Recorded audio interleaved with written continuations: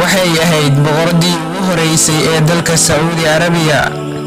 waxay ahayd aasaasihii ugu horeeyay ee aasaasay iskuulkii gabdhaha ee dalka Saudi Arabia. waxaa lagu naanaysi jiray saaxibatul jalaalati fi mamlakati Saudiyati al-Arabia.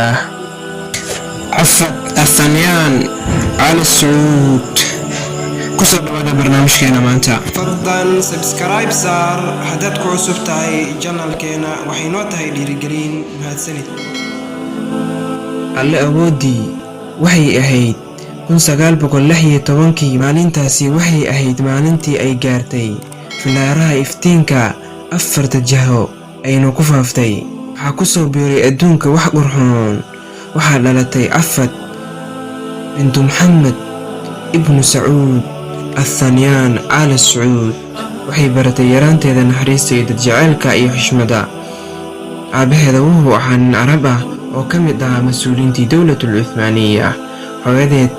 hooyadeeda Aasiya waxay ahayd Turkiya. hooyadeeda waxay geeriyootay dagaalkii labaad ee adduunka.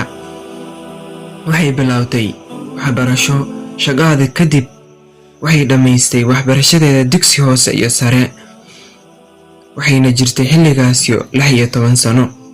sanadkii 1925 Afad iyo eedadeeda Jawhara waxay u soo safreen dalka Sacuudiya si ay u barato qaraabadeeda ayna u gudato waajibaadka xajka. sanadkii 1931 waxaa guursaday qof ka tirsan qoyska Aali Sacuud oo la oran jiray Faysal ibn Abdulaziz oo ahaa dhaxal sugayay xilligaasi. waxay ahaayeen laba qof aanan fahmaynin qofba qofka kale luqadiisa. iyada waxay ku hadli jirtay Turkiya, isagana wuu ku hadli jiray afka Arabiga. markii dambe caruurtooda waxay si dhammaystiran u hadli jireen luqadda Turkiga.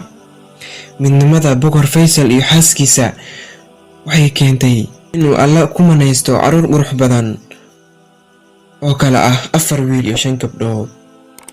waxay aasaastay sanadkii 1955 miilaadiga iskuulkii iyo kuleejkii ugu horeeyay ee gabdhaha ee dalka Saudi Arabia. waxay kala aasaastay kuliyatul banaat ee magaalada Riyaad. waxay ziyaadaday firfircoonadeeda iyo dhiirigelinta haweenka. waxbarashada haweenka waxay u yeeshay qiimo aad u weyn. ay ku hormariso ururo sida النهضة السعودية وسفري أهلو بري سيدا wax loo qoro loona akhriyo oo la barayo habeenka waaweyn. wiilasheeda waxay ka samaysteen campus Jidda ay ugu magac dareen jaamacatul Afad oo danaynaysay waxbaridda iyo dhiirigelinta gabdhaha.